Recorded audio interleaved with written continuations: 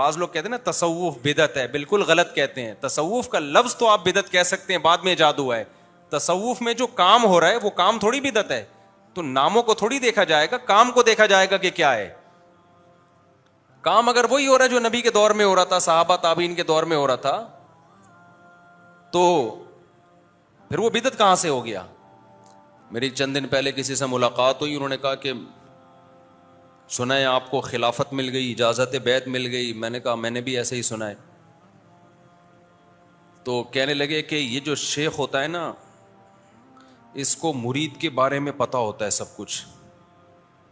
جو پیر و مرشد ہوتا ہے یہ دیکھتا ہے، اللہ نے کچھ ان کو کچھ ایک الگ سے کوئی صلاحیت دی ہوتی ہے، تو کچھ چیزیں ان کو پتہ چل جاتی ہیں کہ یہ کتنا پہنچا ہوا ہے، اس بیس پہ خلافت دیتے ہیں یہ. میں نے کہا ایسا کچھ نہیں ہے میرے بھائی. کوئی بھی بزرگ جو ہے نا، جو اجازت بیعت یا خلافت، یہ اس کا کانسیپٹ کیا ہوتا ہے خوب سمجھ لو. کسی کا علم بھی اللہ کی طرح کامل بولو نہیں ہے. ہوتا جو اصل میں ہوتا ہے، آج کل تو جاہل پیر مارکیٹ میں بہت آ گئے ہیں نا، اصل میں خلافت کا تصور کیا ہے. کیونکہ یہ بھی مریدوں میں اپنے پیر کے متعلق نا ایک نوعیت کا شرک ہے، اس لیے میں اس کو تھوڑا سا واضح کر رہا ہوں. دیکھو ہوا یہ، نبی صلی اللہ علیہ وسلم کے دور میں آپ صلی اللہ علیہ وسلم سے صحابہ دو قسم کی بیعت لیا کرتے، صحابہ دو قسم کی بیعت کیا کرتے تھے. ایک بیعت ہوتی تھی جہاد پر، جو کمانڈر سے ہوتی ہے، جو امیر سے ہوتی ہے، کہ ہم لڑیں گے اور پیچھے نہیں ہٹیں گے. یہ بیعت بھی صحابہ نے نبی صلی اللہ علیہ وسلم کے ہاتھ پہ کی ہے. جیسے بیعت رضوان جو صلح حدیبیہ کے موقع پہ نہیں بیعت ہوئی تھی، تو یہ بیعت کس پر تھی کہ اے نبی ہم لڑیں گے مشرکین سے اور ہم میدان جنگ سے پیچھے نہیں ہٹیں گے، اور عثمان کے خون کا بدلہ جب تک ہم نہ لے لیں ہم اس وقت تک چین سے نہیں بیٹھیں گے. نبی کے دنیا سے جانے کے بعد یہ بیعت منسوخ ہو گئی یا سنت ہے؟ اس کے بعد بھی سنت ہے. جو بھی کمانڈر ہوگا اس کے ہاتھ پہ آپ بیعت ہو سکتے ہیں، یا زبانی قول و اقرار کرنا یہ بھی بیعت ہے. آج جب بھی کوئی آرمی میں جاتا ہے، فوج میں جاتا ہے، یا کسی ملک کی نیشنلٹی لیتا ہے، اس سے یہ معاہدہ کروایا جاتا ہے کہ آپ کنٹری کے ساتھ وفا کریں گے، آپ امریکہ کی نیشنلٹی کے لیے اپلائی کریں تو وہاں بھی آپ سے اوتھ لینا کہتے ہیں نا. تو یہ بھی بیعت ہی ایک قسم کی معاہدہ ہے، ایگریمنٹ ہے. بھائی ہم کنٹری کے خلاف نہیں چلیں گے، یہ نہیں کریں گے، وہ نہیں کریں گے. یو کے کی نیشنلٹی جب آپ لیتے ہیں تو وہاں بھی وہ آپ سے حلف اٹھواتے ہیں. جب کوئی وزیر اعظم بنتا ہے تو اس سے حلف اٹھوایا جاتا ہے. تو یہ قدیم یہ کہاں سے چلا ہے؟ رسول اللہ صلی اللہ علیہ وسلم سے. نبی صلی اللہ علیہ وسلم صحابہ سے جہاد پر بیعت لیا کرتے تھے. پھر یہ بیعت چلی خلیفہ، جو خلیفہ ہوتا تھا اس کے ہاتھ میں لوگ بیعت کرتے. نبی کے دنیا سے جانے کے بعد خلافت کی بیعت جو لی گئی ہے وہ حضرت ابو بکر سے کے ہاتھ پہ لوگوں نے کی بیعت. ایسا ہی ہے نا بھائی، ہم آپ کو امیر مانتے ہیں، ہاتھ بڑھائیے، بیعت ہونا شروع ہو گئے. بیعت کا مطلب کیا ہے؟ اب حکومت کس کی ہے؟ آپ کی. آپ جو آرڈر دیں گے ہم اس کو پورا کریں گے، آپ کے خلاف تلوار نہیں اٹھائیں گے. یہ بیعت کہلاتی ہے خلافت کی بیعت. خلافت سے مراد حکومت والی خلافت. سمجھتے ہو کہ نہیں سمجھتے کہ ہم نے آپ کو فالو کرنا ہے، انتظامی امور میں آپ کی ہم اطاعت کریں گے. نبی نے ایک دوسری بیعت بھی لی ہے، وہ تھی روحانیت کی بیعت. وہ بیعت کیا تھی؟ صحابہ کرام آپ کے ہاتھ پہ بیعت کیا کرتے تھے کہ ہم گناہوں سے بچیں گے. ہم آپ سے آپ کے ہاتھ پہ بیعت کرتے ہیں، ہم شرک سے بچیں گے، گناہوں سے بچیں گے. یہ خلافت کی بیعت نہیں ہے، یہ اعمال کی بیعت ہے. قرآن مجید میں اللہ تعالیٰ نے رسول اللہ صلی اللہ علیہ وسلم کا جو منصب بیان کیا، وہ منصب کیا هو الذی بعث فی الامیین رسولا منہم. اللہ نے انہی لوگوں میں انہی میں سے رسول بھیجا. یعلمہم الکتاب، اس رسول کا کام کیا ہے؟ لوگوں کو قرآن سکھانا. اس سے پتہ چلا قرآن اخپل طریقے سے سمجھ میں نہیں آئے گا. قرآن حالانکہ عربی میں تھا اور نبی بھی، صحابہ بھی عربی جانتے تھے، انہی کی زبان میں نازل ہوا، لیکن اللہ کہہ رہے ہیں یتلو علیہم آیاتہ، نبی ان کو قرآن پڑھ کے بھی سکھائیں گے، پڑھ کے بھی سنائیں گے، لیکن یہ پڑھ کے سنانا کافی نہیں ہوگا، بلکہ یعلمہم، نبی ان کو سکھائیں گے بھی. یہاں سے وہ مسئلہ تو حل ہو گیا. لوگ کہتے ہیں میں خود قرآن سمجھتا ہوں، مجھے کسی تفسیر کی ضرورت نہیں ہے. ارے بھائی، صحابہ خود نہیں سمجھ سکتے تھے، ان کو تو نبی نے سمجھایا ہے، تو تم کیسے خود سے سمجھ سکتے ہو؟ نبی نے صحابہ کو سمجھایا، صحابہ نے تابعین کو سمجھایا، تابعین نے تبع تابعین کو سمجھایا، تبع تابعین نے اپنے شاگردوں کو. تو کنٹینیو یہ سلسلہ تواتر کے ساتھ آج تک چلا آ رہا ہے. اگر کوئی کہتا ہے تفسیر میں میرا کوئی استاذ نہیں ہے تو اس کی تفسیر معتبر نہیں ہے. ہاں، اسی سلسلے میں 2 نمبر لوگ بھی آتے رہے اور 1 نمبر بھی آتے رہے، تو 2 نمبروں سے بچ کے 1 نمبر کو جنہوں نے فالو کرتے رہے وہ صحیح تفسیر ہے ان کے پاس. جنہوں نے 2 نمبروں کو فالو کیا وہ بھی گمراہ ہوئے، اور جنہوں نے کسی کو بھی فالو نہیں کیا، کہا کہ ہم خود سمجھیں گے، وہ بھی گمراہ ہو گئے. میں ایک مثال دیتا ہوں نا ڈاکٹر کی. آپ نے علاج خود سے کرنا شروع کیا تو بھی برباد، غلط ڈاکٹر کے پاس چلے گئے تو بھی برباد، صحیح ڈاکٹر کے پاس گئے تو پھر کیا ہوگے؟ کامیاب ہوگے. تو جو نبی کے سلسلے سے ڈسکنیکٹ ہوگا نا،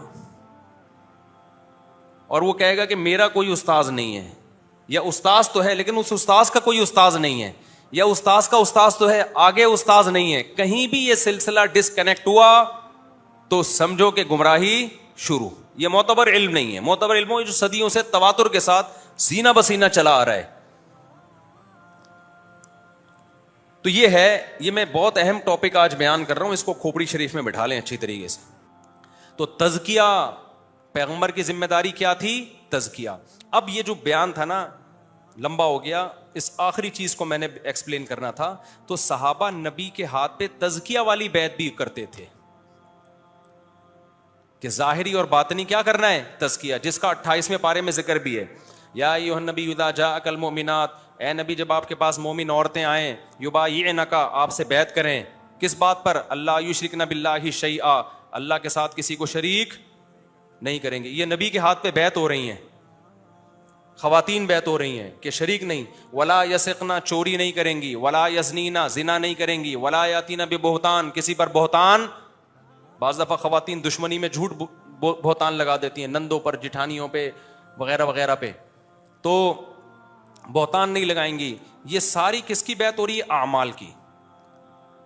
صحابہ کرام مدینہ سے مکہ آیا کرتے تھے ابتداء اسلام میں، تو گھاٹیوں میں نبی سے اعمال پر بھی بیعت کرتے تھے. اعمال پر یہ والی بیعت جو تھی، جو اعمال پر بیعت اور تزکیہ والی بیعت تھی، یہ والی بیعت نبی صلی اللہ علیہ وسلم کے بعد ختم ہو گئی. ایک وجہ سے، وجہ یہ تھی کہ بغاوت کا خطرہ تھا. یعنی اگر علماء یہ والی بیعت لینا شروع کرتے نا لوگوں سے، بزرگان دین، تو خطرہ یہ تھا کہ کہیں دوسری خلافت تو نہیں قائم کر رہی ہے، کوئی متوازی حکومت تو نہیں. بغاوت کا خطرہ تھا یہ، کیونکہ خلافتیں تھیں نا اس وقت.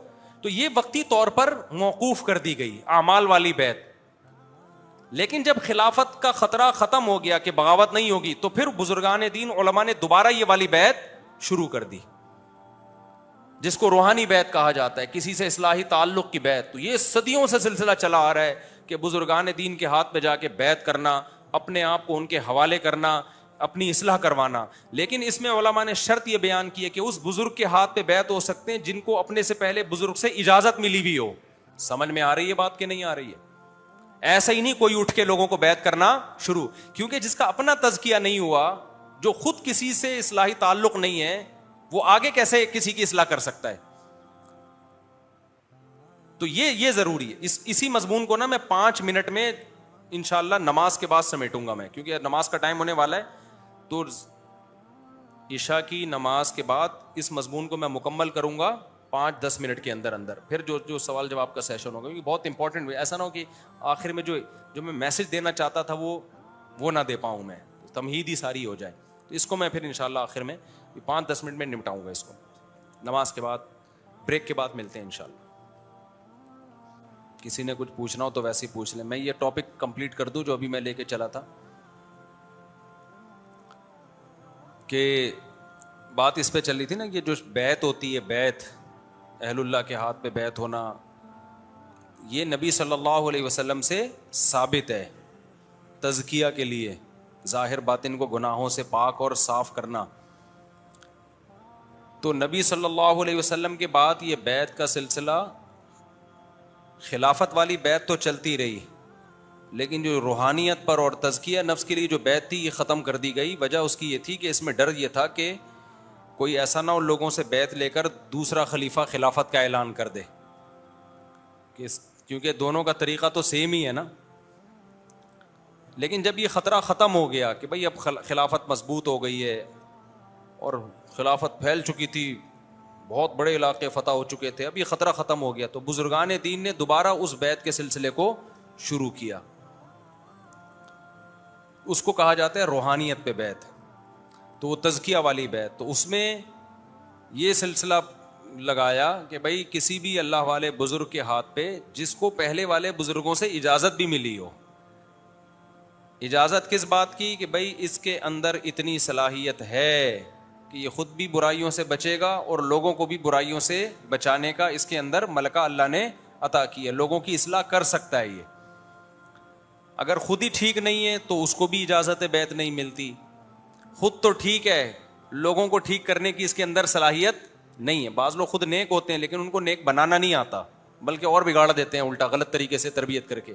دیکھا ہوگا نا بعض دفعہ ابا ہر وقت نصیحت کر کے بچوں کو بگاڑ دیتے ہیں، ایسے ابا بھی تو ہوتے ہیں نا، ہر وقت بچے کو نصیحت کر کر کے بچے کو کیا کر دیتے ہیں۔ اس کو تربیت تو نہیں کہی نا، تربیت تو نہیں ہے یہ، ابا کو فکر تو ہے لیکن ان کو اصلاح کرنا آتی نہیں ہے۔ تو یہ اصلاح کرنا بھی ایک فن ہے، ہر ایک کا کام نہیں ہے یہ۔ تو بزرگان دین میں یہ سلسلہ شروع ہوا، یہ پہلی صدی یا دوسری صدی کے اواخر میں ہی شروع ہو گیا تھا کہ جو بزرگان دین تھے انہوں نے لوگوں کا تزکیہ کرنا شروع کیا۔ اچھا، شروع میں یہ تزکیہ جو ہوتا تھا ظاہری اعمال کا نہیں ہوتا تھا، باطنی کا ہوتا تھا، اس لیے کہ اسلامی حکومتیں تھیں، خیر اتنی غالب تھی کہ لوگ زنا سے تو ویسے ہی بچتے تھے، جھوٹ سے، چوری سے، ان برائیوں سے ویسے ہی بچتے تھے، کیونکہ برائیاں آسان تھیں بھی نہیں۔ زنا کرنے والے کو چترول لگتے تھے تو کہاں سے کرے گا وہ، ساری عورتیں پردہ کرتی تھیں تو بد نظری ویسے ہی مارکیٹ میں نہیں تھی، سب کی داڑیاں تھیں، سب کے لباس شریعت کے مطابق تھے، سودی نظام ہی نہیں تھا تو سود کھائیں گے کہاں سے۔ لیکن باطن میں خرابیاں آنا شروع ہو گئی تھیں، شہرت کی لالچ، حب جاہ، بڑا بننے کا شوق، بعض لوگوں کی خواہش ہوتی ہے ہر جگہ ہماری ٹانگ اونچی رہے، ہوتی ہے نا، ہر جگہ ہماری ٹانگ کیا رہے، کام کوئی اور کرے، نام کس کا آئے، ہمارا آئے۔ تو یہ جو باطن کی برائیاں تھیں نا، یہ ختم کرانے کے لیے بزرگان دین نے، صوفیاء کرام نے باقاعدہ بیعت کا سلسلہ شروع کیا۔ تو جو اس کام میں لگ گئے نا ان کو صوفی کہا جانے لگا۔ یہ لفظ نیا تھا، کام نیا نہیں تھا۔ بعض لوگ کہتے ہیں نا تصوف بدعت ہے، بالکل غلط کہتے ہیں۔ تصوف کا لفظ تو آپ بدعت کہہ سکتے ہیں، بعد میں ایجاد ہوا ہے۔ تصوف میں جو کام ہو رہا ہے وہ کام تھوڑی بدعت ہے، تو ناموں کو تھوڑی دیکھا جائے گا، کام کو دیکھا جائے گا کہ کیا ہے۔ کام اگر وہی ہو رہا ہے جو نبی کے دور میں ہو رہا تھا، صحابہ تابعین کے دور میں ہو رہا تھا، تو پھر وہ بدعت کہاں سے ہو گیا؟ جیسے فقہ کا جو لفظ ہے، قرآن و حدیث سے جب ہم مسائل نکالتے ہیں تو نبی کے دور میں تو یہ سب ایک ہی تھا، مسائل کے لیے الگ سے کوئی علم نہیں تھا۔ لیکن جب اسلامی حکومتیں پھیلی ہیں تو قرآن و حدیث سے مسائل نکال کے کتابوں میں لکھے گئے حلال و حرام کے، اس کو نام دیا گیا فقہ کا۔ تو یہ نام تو جدید تھا لیکن یہ کام جدید نہیں تھا، مسائل تو وہی تھے جو نبی کے دور میں، اس کو مرتب کر لیا گیا۔ سمجھتے ہو؟ اور آسان مثال سمجھاتا ہوں، مصحف عثمانی، حضرت عثمان نے قرآن مرتب کیا نا اپنے دور میں، ایک قرآن پہ جمع کر دیا سب کو، کیونکہ سب نے اپنے اپنے طریقے سے ترتیبیں الگ الگ لکھی ہوئی تھیں۔ کسی نے سورہ آل عمران پہلے لکھی ہوئی ہے، سورہ نساء بعد میں لکھی ہوئی ہے، کسی نے سورہ فلق سورہ ناس لکھی نہیں کہ یہ تو سب کو یاد ہی ہوتی ہے، اس کو قرآن میں لکھنے کی کیا ضرورت۔ عبداللہ بن مسعود نے سورہ فلق سورہ ناس اپنے قرآن میں لکھی نہیں تھی، انہوں نے کہا تو بچوں کو یاد، سورہ فاتحہ بھی نہیں لکھی تھی انہوں نے کہ اس کی لکھنے کی کیا ضرورت ہے۔ لیکن بعد میں یہ تحریف کا ذریعہ بن سکتی تھی نا یہ چیز، بعد میں ہوتا لوگ کہتے یار عبداللہ بن مسعود کے قرآن میں تو یہ نہیں ہے اور فلانے قرآن میں تو یہ صورت پہلے ہے۔ بھائی ایک لڑائی کا خطرہ تھا، تو حضرت حذیفہ بن یمان نے حضرت عثمان کو خط لکھا آذربائیجان سے، یہ رشیا کی علاقہ ہے نا، فتح ہو چکا تھا، آذربائیجان سے خط لکھا کہ بھئی مسلمانوں میں قرآن میں اختلاف پیدا ہو رہا ہے, ایک کا قرآن میں ترتیب الگ ہے, دوسرے کے قرآن میں ترتیب الگ ہے, تو آپ امت کو بچائیں ورنہ یہ تو بڑے مسئلے, یہ تو یہود و نصارہ کی طرح لڑائی کریں گے. حضرت عثمان نے بڑا خاندانی کام کیا. حضرت عثمان نے کہا کہ پوری دنیا میں جہاں جہاں اسلامی خلافت پھیلی تھی جتنے قرآن ہے سب جمع کر کے لاؤ, اور ایک ترتیب پہ الحمد سے لے کے والناس تک سارے حفاظ کو بلا کے ان کی موجودگی میں جمع کر دیا, اور باقی سارے نسخوں کو آگ لگا دی. ٹھیک ہے نا, سب کو کیا کر دیا, آگ لگا کے جلا دیا. تو بڑا خاندانی کام ہو گیا کہ بھئی اب وہی, اس کو پھر نام کیا دے دیا گیا, مصحف عثمانی. اب کوئی کہے یار مصحف عثمانی نبی کے دور میں تو تھا نہیں. بھائی تھا, لیکن چونکہ اس قرآن وہی ہے جو نبی کے دور میں تھا, اس میں ترتیب تو سب کو اجازت تھی جس ترتیب سے چاہیں لکھیں, لیکن اس کو مرتب چونکہ ایک خاص ترتیب سے حضرت عثمان نے کر دیا تو اس کا نام کیا پڑ گیا, مصحف عثمانی. حضرت عثمان کا قرآن کہہ لیں آپ اس کو, تو قرآن تو نبی کا ہی ہے, چونکہ مرتب حضرت عثمان نے کیا تو نام بعد میں پڑا, تو نام دینے میں کوئی حرج نہیں ہے. اب کوئی غیر مسلم کہ یہ تو قرآن بدعت ہے, یہ محمدی قرآن تو ہے نہیں, یہ تو عثمانی قرآن ہے. ہم کہیں گے بھائی ہے محمدی صلی اللہ علیہ وسلم, لیکن مرتب حضرت عثمان نے کیا تو نام کیا پڑ گیا.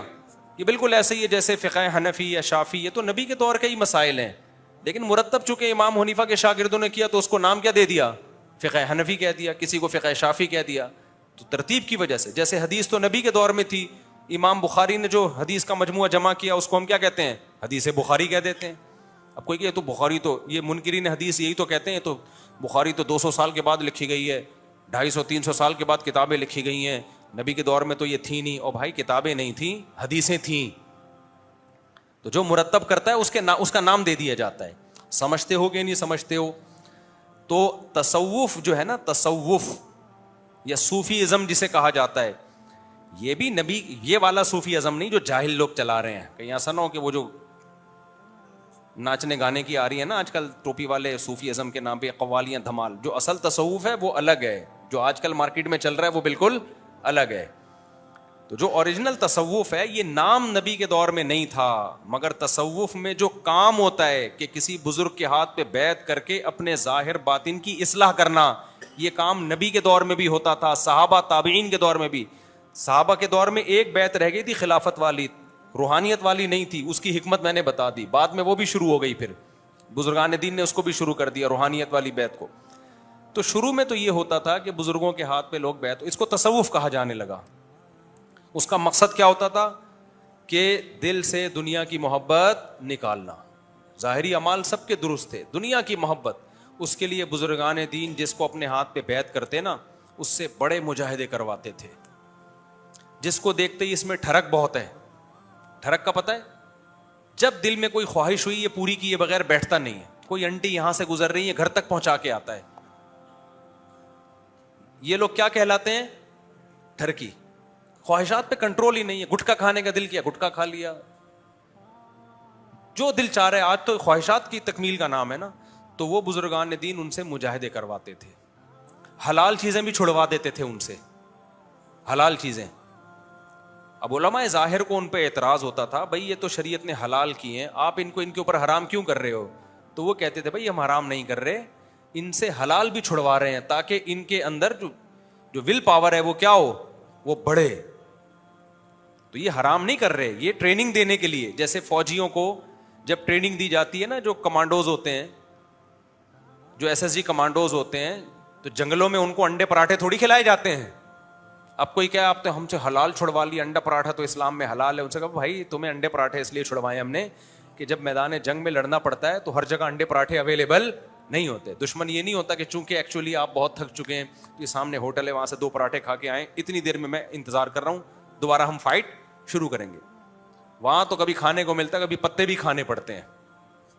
تو ان کو ٹریننگ دی جاتی ہے, پتے بھی کھلائے جاتے ہیں.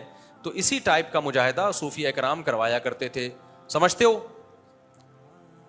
دنیا کی محبت نکلوانے کے لیے نوٹ جلوائے, پیسے جلوائے جاتے تھے کہ جلاؤ. اس وقت تو نوٹ نہیں ہوتے تھے, یہ اشرفیاں ہوتی تھیں, صدقے کرو تو تاکہ نکالو اس کو دل سے. بڑے سخت مجاہدے ہوتے تھے جس کا آج میں اور آپ تصور بھی نہیں کر سکتے.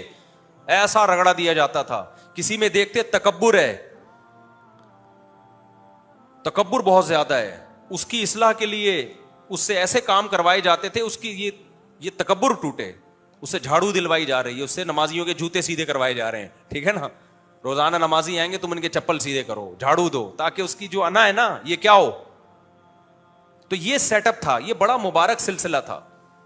تو وہ ان بزرگوں کے مریدین ہوتے ہیں, پھر وہ دیکھتے ہیں ان میں جو صحیح ہیں, ان بزرگوں کو ان کے بارے میں خیال ہوتا کہ یہ زیادہ اصلاح کے قابل ہے, ان کا بڑا ہم نے مجاہدہ کرا ہے اور ان کے آثار ایسے لگتے ہیں کہ یہ نیک ہیں بھی اور نیک بنا بھی سکتے ہیں. تو ان کو خلافت دی جاتی تھی, اجازت بیعت دی جاتی تھی کہ آپ ہماری زندگی میں بھی بیعت کر سکتے ہیں, ہمارے مرنے کے بعد بھی لوگوں کو بیعت کر سکتے ہیں. یہ سلسلہ بڑا اچھا سلسلہ. یہ 4 سلسلے پھر مشہور ہوئے, چشتی, قادری, سہروردی اور سلسلہ چشتیہ, قادریہ, نقشبندی اور سہروردی. یہ سلسلے کا مطلب یہ ہے کہ ہر بزرگ کی اصلاح کا اپنا ایک طریقہ ہوتا تھا. جیسے بعض بزرگوں کی اصلاح کا یہ طریقہ ہوتا ہے, جیسے نقشبندی سلسلے میں نا یہ ہوتا تھا کہ اللہ کی محبت اتنی پیدا کر دی جائے کہ گناہ خود ہی چھوڑے, وہ برائیوں کو خود ہی چھوڑے. بعض سلسلوں میں یہ تھا کہ اللہ کا خوف پیدا کیا جائے.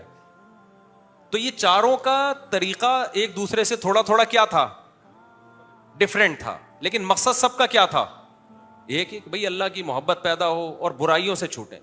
تو یہ 4 سلسلے چلے, پوری دنیا میں یہی پھر رائج ہوئے. آپ ترکی میں جائیں, سعودیہ میں جائیں, سعودیہ میں بھی اب انہوں نے تصوف کو ختم کر دیا کیونکہ اس میں 2 نمبریاں بہت زیادہ ہو گئی تھی. جب یہ شیخ محمد بن عبد الوہاب کی تحریک چلی ہے نا تو بہت زیادہ 2 نمبریاں ہو گئی تھی. جیسے ہمارے یہاں بھی 2 نمبریاں اس میں بہت زیادہ ہیں. تو سعودی ہوئے تو انہوں نے تو ساری ایسی کی تیسی کر دی, بولے چلو ختم سارا, چلو پتلی گلی سے کیا کرو, کیونکہ اس میں 2 نمبریاں زیادہ ہو گئی تھیں اور 1 نمبری بہت تھوڑی رہ گئی تھی. تو پھر سعودی عرب حساس جگہ ہے نا, وہاں اگر یہ 2 نمبریاں چلتی رہتی وہ تو نبی کی قبر کو کیا بنا لیتے, وہاں تو کیا کچھ ہو جاتا.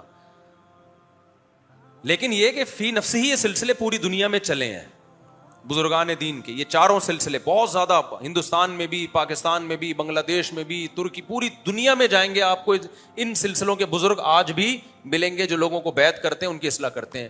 لیکن ان 4 سلسلوں میں بھی 2 نمبریاں بھی بہت پھیلی ہیں پھر, جس کی وجہ سے یہ 4 سلسلے بدنام بھی ہوئے. اب نقش بندی کوئی اپنے آپ کو کہہ رہا ہونا تو آدمی ڈر جاتا ہے, پتہ نہیں یہ مارکیٹ میں کیا لائے گا, کوئی نہیں لائے گا مارکیٹ میں, ٹھیک ہے. اب اگر کسی کے نام کے ساتھ لگو نا قادری, سہروردی, چشتی, تو سمجھ لو کسی قوالی میں شرکت کے لیے جا رہی ہے.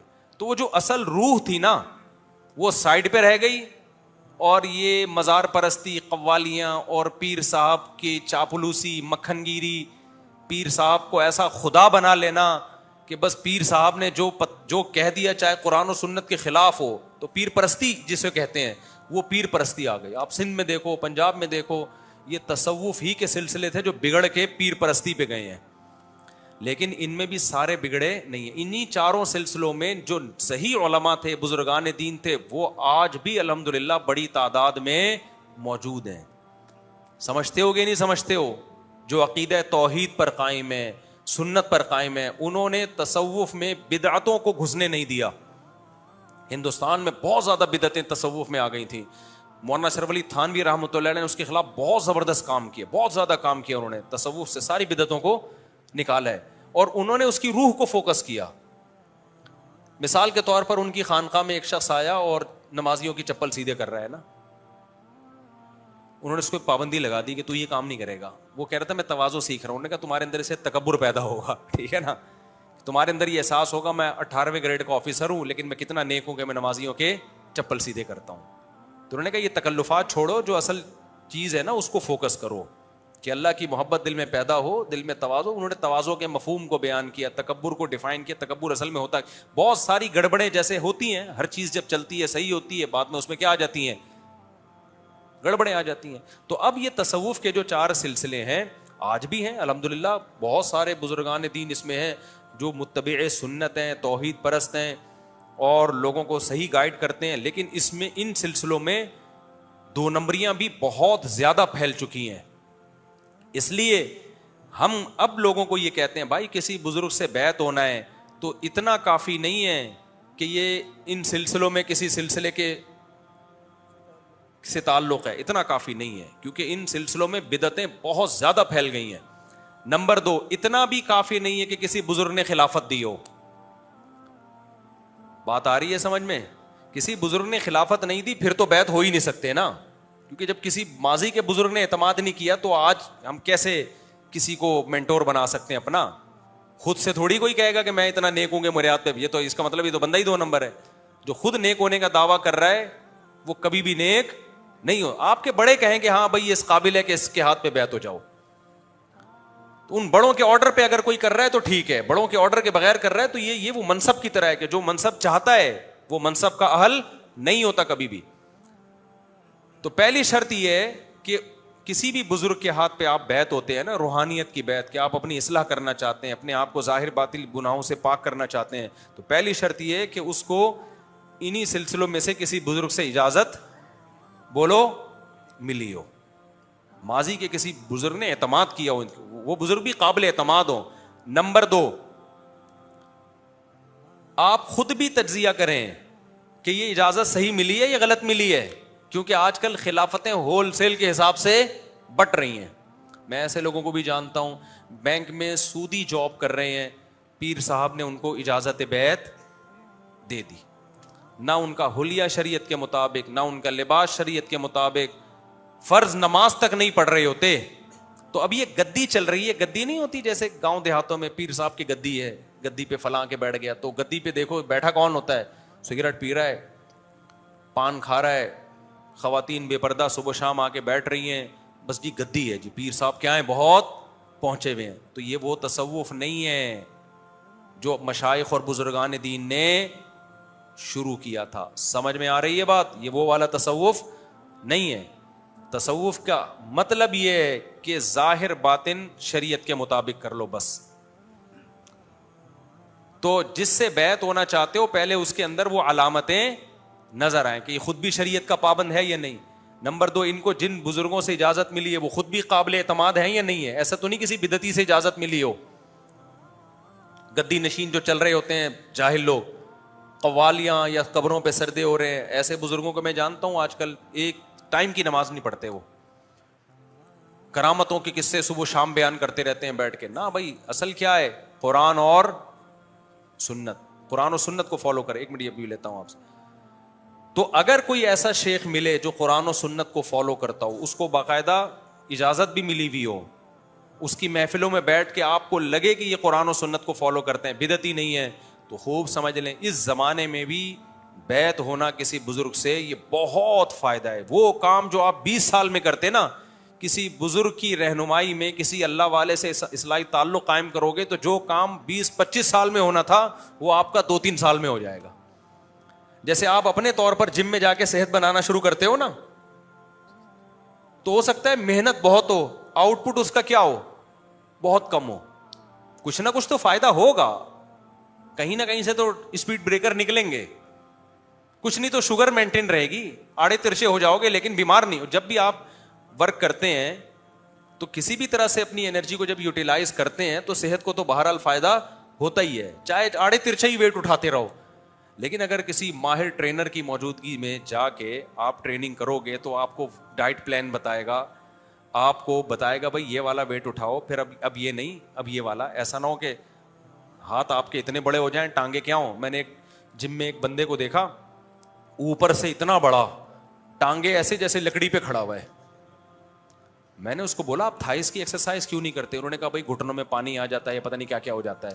میں نے کہا یہ جو اتنا بڑا جسم آپ کے باریک سی ٹانگوں نے اٹھایا ہوا ہے, یہ ٹانگیں بیٹھ جائیں گی, زمین میں دھس جاؤ گے کسی دن.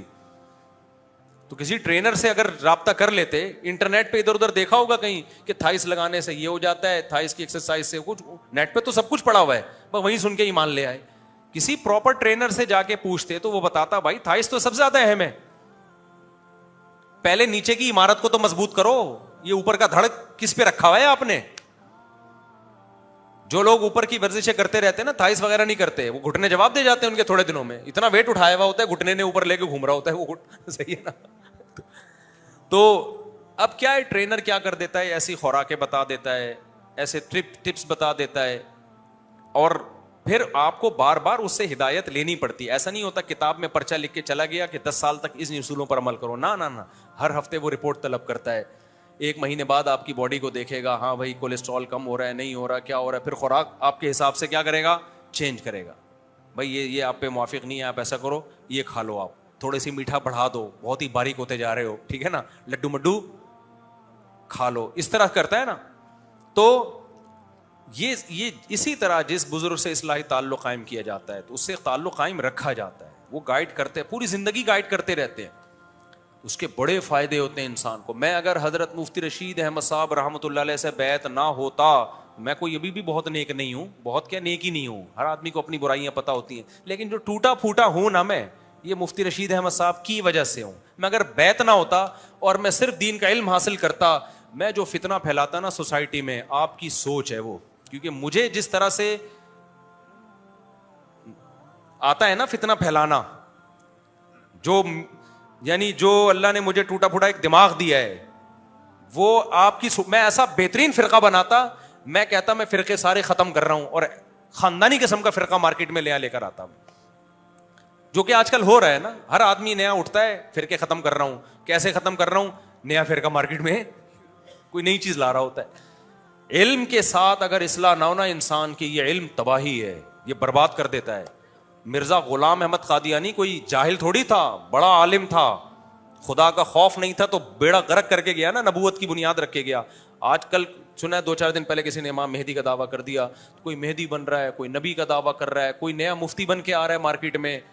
تو ہمیں تو سب سے پہلے سکھایا گیا تواضع. کیا سکھایا گیا؟ ہم نہیں بنے, میں نہیں کہہ رہا کہ ہم کوئی متواضع ہیں, ہماری برائیاں ہمیں پتہ ہیں, اللہ کو بھی پتہ ہے, اللہ کو تو ہم سے بھی زیادہ پتہ ہوں گی, لیکن جو ٹوٹی پھوٹی اگر اللہ مجھ سے کوئی خیر کا کام لے رہا ہے تو اس کی وجہ کیا ہے؟ ہم 18 سال کی عمر میں ایک بزرگ کے ہاتھ پہ جا کے بیعت ہو گئے, ایسے ہی نہیں جلد بازی میں, بلکہ پہلے ہم نے ان بزرگ کی کتابیں پڑھی, ان کی عملی زندگی دیکھی, دیکھا کہ خود شریعت کو کتنا فالو کرتے ہیں, ان کے بیانات میں گئے تو غالب گمان ہو گیا کہ بھائی یہ واقعی کیا ہے, اللہ والے ہیں. انہوں نے 20 سال بخاری پڑھائی مدرسے میں, تو پتا چلا بھائی ان کے پاس علم بھی ہے, بڑی بڑی کتابیں پڑھائی ہیں مدارس میں, کئی سال فتوے کا کام کیا, ریسرچ بھی ہے, اور اللہ والے بھی ہیں. دنیا کی محبت ان کے پاس بیٹھ کے, بہشتی زیور میں حضرت مولانا شریف تھانوی نے لکھا ہے نا, کسی شیخ و مرشد کی صحیح علامت کیا ہے کہ اس کے پاس بیٹھ کے دنیا کی محبت ختم ہو. اگر وہاں بیٹھ کے گاڑیوں کی اور دنیا کی محبت لے کے جاتے ہو تو اس کا مطلب یہ خود ہی بزرگ نہیں ہے. ٹھیک ہے, محبت کیا ہونی چاہیے, ختم. یہ پہلی علامت ہے, اور بھی بہت ساری چیزیں ہیں. تو یہ جو ہے نا, ہم نے جتنے آپ ماضی میں دیکھو بڑے بڑے اکابر گزرے ہیں. اچھا یہاں ایک بات, تو چونکہ یہ جو بزرگان دین ہیں یہ اللہ کا ذکر بہت کرواتے ہیں, کیونکہ ذکر اللہ کے بغیر کوئی بزرگ کا مطلب نیک آدمی, بزرگ کی کوئی الگ سے کوئی ڈیفینیشن نہیں ہے. بزرگ کا مطلب انسان کا بچہ, شریف آدمی, نیک آدمی. آپ کے ذہن میں بزرگ سے فوراً یہ آئے گا کوئی عجیب سی کوئی مخلوق جس سے نہ چلا جا رہا ہو نہ بیٹھا جا رہا ہو, 4 آدمی لے کے چل رہے ہوں, تو یہ مطلب بزرگ کا نہیں ہے. بزرگ کا مطلب جو گناہوں سے بچتے ہیں, دل میں دنیا کی محبت نہ ہو, اللہ کی نظر میں وہ بزرگ ہے بس.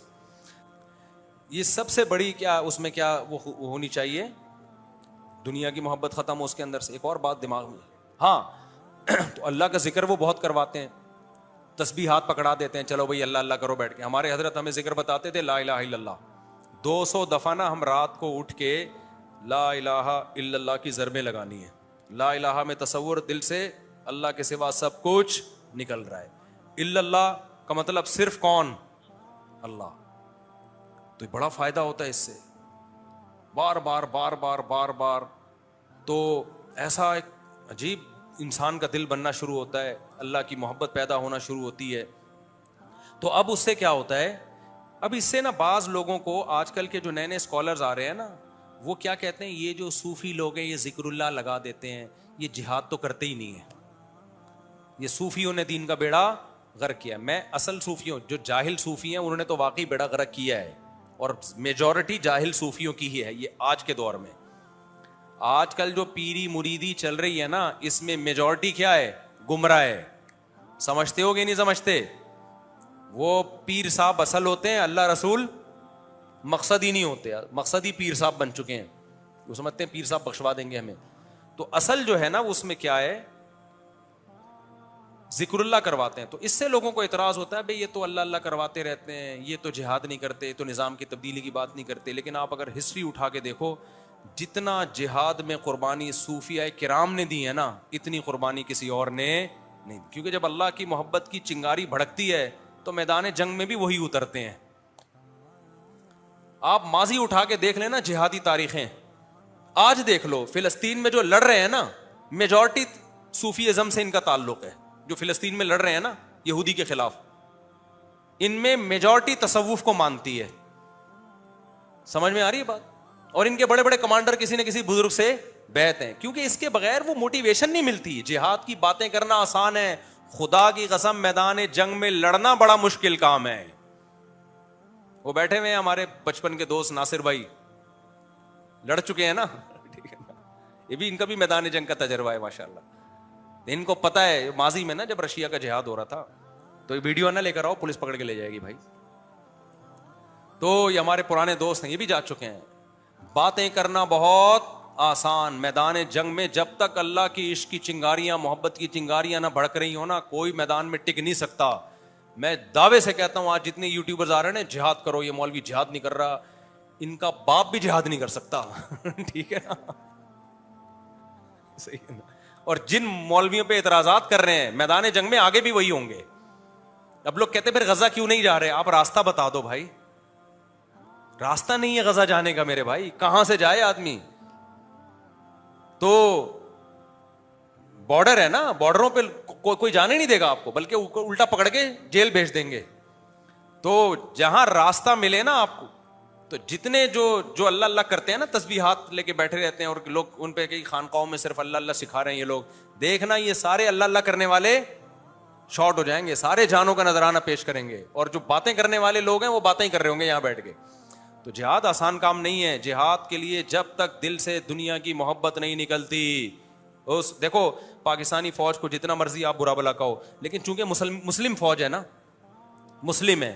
میں نے جن فوجیوں سے ملا ہوں شہادت کا جذبہ ہوتا ہے. کیوں؟ کچھ نہ کچھ اسلام کی وجہ سے اللہ کی محبت کی رمق ہوتی ہے, اور اسی وجہ سے ملک بچا ہوا ہے. اختلاف ہو سکتا ہے فوجیوں کی پالیسی, محمد مشرف نے جو کچھ کیا تھا 100% غلط کیا تھا, اڈے دے کے افغانستان پہ جو حملہ کروایا, ہر چیز میں ہم فوج کی حمایت نہیں کرتے, لیکن چونکہ مسلم فوج ہے, شہادت, کلمہ, یہ سب چیزیں سلیبس کا حصہ ہیں. لہذا جو ہمارے فوجی جن کو نشان حیدر ملا, آپ ذرا ان کی ہسٹری دیکھو, آپ کو یہ غیر مسلم فوجیوں میں ایسے جنگجو نہیں ملیں گے. آپ کو ملیں گے تو بہت کم ریشو ہوگا. وہ کارگل پہ جس کو نشان حیدر ملا تھا, وہ میجر کو انڈین آرمی نے اس کی تعریف کی تھی, یار یہ تو بہت بہادری سے لڑا ہے, کیونکہ شہادت کا جذبہ ہوتا ہے نا یار. پھر نبی صلی اللہ علیہ وسلم نے فرمایا الجہاد مختصر طریق الجنہ, جنت میں جانے کا شارٹ کٹ راستہ کیا ہے بھائی؟ کیسا بہترین شارٹ کٹ راستہ, اتنا لمبا ٹریک کاٹ کے, یہ اتنے مجاہدے کر کے, شارٹ کٹ راستہ کیا ہے میدان جہاد میں؟ شہید. تو یہ سب چیزیں سنی بھی ہوتی ہیں. تو جس کے دل میں جو اللہ کا ذکر کر کے تہجد پڑھ کے اللہ کی محبت کے چشمے ابل رہے ہوں, اس کے دل میں کیسا شہادت کا جذبہ ہوگا. ہم نے ایسے ایسے لوگوں کو دیکھا ہے, اللہ والوں کو, جو شہادت نہ ملنے پہ روتے تھے, شہادت نہ ملنے پہ روتے تھے. ایک طرف بحریہ ٹاؤن کے پلاٹ حلق میں اٹکے ہوئے ہیں بھائی, دوسری طرف کہ اللہ مجھ سے ناراض ہے اور مجھے شہادت نہیں مل رہی. یہ جذبے ہوتے ہیں. تو یہ تصوف جو ہے نا, جو سچی مچی والا تصوف ہے, یہ بہت ضروری ہے. سمجھتے ہو؟ ہاں جھوٹی موٹی کا تو تصوف چل رہا ہے آج کل, گدی, پیر کی گدی, وہ گدی پہ کوئی بھی چرسی موالی آ کے بیٹھا, وہ گدی نہیں ہٹ کے دے رہی اس سے. پھر اپنے بیٹوں ہی کو خلافت دینا, چاہے وہ نیک نہ بھی ہوں. پیر صاحب کی خلافت کہاں جائے گی؟ بیٹوں میں جائے گی. بھائی اگر نیک ہیں تو پھر ٹھیک ہے, نہیں ہے تو پھر کیوں جا رہی ہے خلافت؟